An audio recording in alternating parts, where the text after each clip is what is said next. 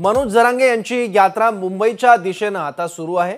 Rally Ankushnagar गावात पोहोचल्यावर जरांगेंच्या कुटुंबाची भेट झाली।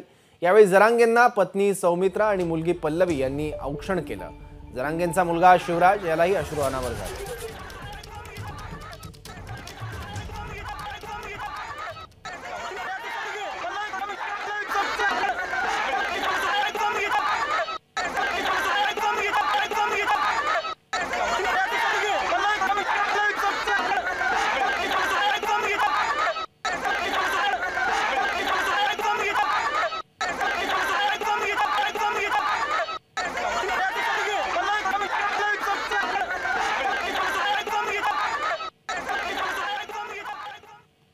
दरम्यान भगवं वादळ मुंबईत शिरलं तर सरकारचं घराबाहेर पडणं मुश्किल होईल, असा इशारा जरांगेंनी मुलगी पल्लवी जरांगेंना दिलाय। आरक्षणाचा निर्णय न घेतल्यास परिणाम भोगावे लागतील असंही पल्लवी जरांगेंनी म्हटलंय।